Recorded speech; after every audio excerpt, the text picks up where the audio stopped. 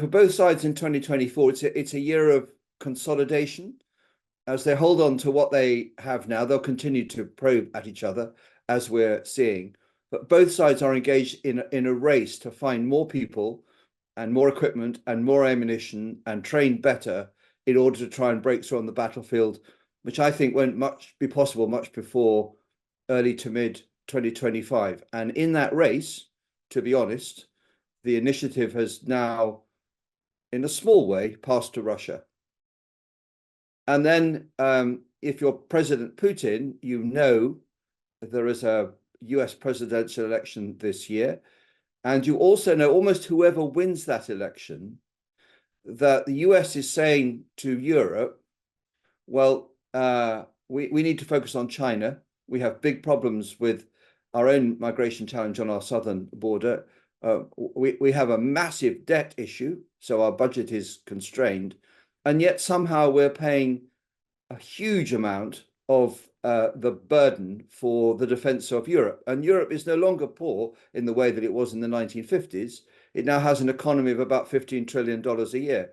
So almost irrespective of what happens in the US presidential election, Europe is being confronted with paying a bigger bill for its own defense and a bigger bill for supporting Ukraine. And it's not clear how quickly or how well that's going to be resolved.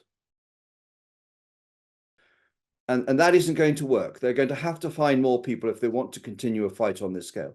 And secondly, there's no point in finding more people if the West, mostly Europe, doesn't provide the means to fight. Now, this doesn't mean there's a crisis now. The war on the battlefield, at least, is in some sort of stasis at the minute.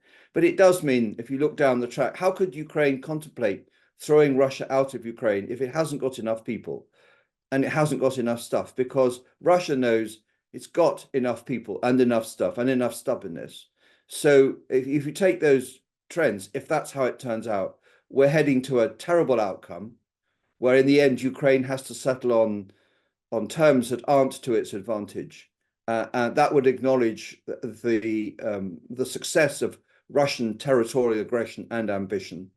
It would highlight the lack of stomach Europe has, not just to stand up for Ukraine, which matters, but to stand up for its own security and its own prosperity and its own values. So all of that would be a massive and completely unnecessary strategic wound for the best interests of Europe. Or the reverse can happen, where the West, principally Europe, matches its actions to its rhetoric, and it provides Ukraine with the means to fight and to equip the people that only Ukraine can find. That seems to me an equally plausible and much more attractive option in all our interests.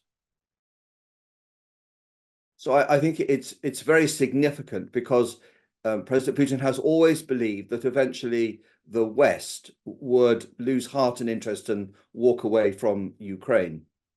He's also always believed that in a presidential election, if Mr. Trump was returned, it's more likely than not that the US would become more isolationist, and he can see that. He can also see the bigger trend, which is the US in all outcomes is saying it's going to do less for European security, and the test case has become Ukraine. And we want to be clear about the price here. So supporting the war in Ukraine is probably, in military terms, a bill of about 60 billion euros a year, let's say, for each of the next 5 years. And for Europe, from an economy worth GDP $15 trillion a year, this is affordable. It's just challenging, and it means some difficult choices, some competent leadership, and some mobilization of industry. And maybe President Putin thinks all he's seeing are signs that, for whatever reason, Europe is finding this too hard, despite what it says about its own interests. European industry is perfectly capable of mobilizing itself over, I think, about 2 years in order to support Ukraine and refill the armories of their own armed forces. But it needs all of those things. It needs the leadership and the will and the money to actually get on with it. And there is a risk that if Europe doesn't do this or takes too long over it, that Russia steadily builds an edge and begins to change the facts on the battlefield in ways that Ukraine can't cope with because people haven't given it the stuff that it needs to defend itself. We are absolutely not at that point now, but we could be perhaps sometime next year. Although our habits are rooted in a generation of the post-Cold War era where war really only happened somewhere else, and we didn't feel in Europe particularly existential threat of invasion or war or harm, that era has now definitively closed. And Ukraine is a symptom of that.